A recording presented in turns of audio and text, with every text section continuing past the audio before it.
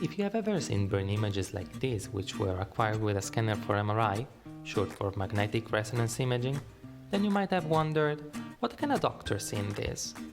For sure, we can appreciate a lot of details, sometimes even in the order of tens of millimeters. But research never stops and always pushes the boundaries of knowledge, and we are more and more interested in knowing if we can get some information beyond the grayscale we have, and use MRI not only as a very powerful camera for beautiful pictures, but as a real scientific measuring instrument.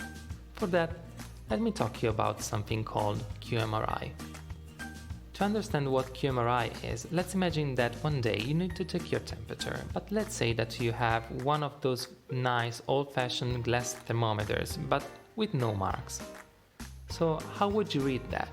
Either you are an expert in reading that thermometer and you know how to interpret that, or it is fundamentally useless. Or maybe, let's say that you have marks like this, so that we now have a qualitative idea. We can say that the temperature is high, which of course is useful, but in the end, we want to have a value we can communicate and use.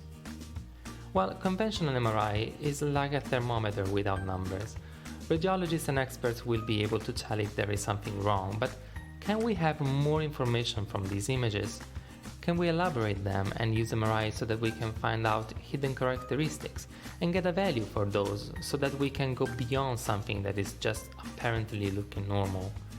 Eventually, if we can even understand the feelings of the artist by looking at the paintings, can we also get some other information with an MRI? To do that, in quantitative MRI, qMRI, we perform what is called mapping, which allows us to see how a certain physical parameter is distributed, and where it's high and where it's low, and how much, pretty much like hills and mountains in maps. And here are a few examples of maps of notable parameters that we are interested in. One of the aims of quantitative MRI is also to make sure that the values we get are precise, accurate and reproducible, removing all the imperfection we can spot, the so-called artifacts, so that eventually we can establish relationships between pathologies and parameter values. Let's take for example one of the most studied parameters that in physics is called longitudinal or spin lattice relaxation time, but that we can also call T1.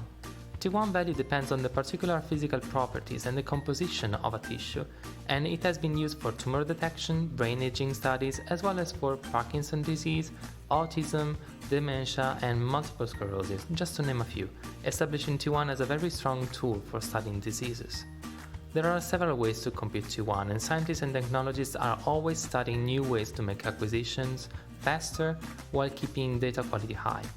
In my research, for example, I'm developing a new and fast way to acquire T1 with a high accuracy and removing some unpleasant artifacts to get the best data we can. If you have any question, please don't hesitate to contact me. I will be more than happy to share with you what I know about this amazing and intriguing way to see what's inside our body and to quantify these parameters that I like to call the colors of the body.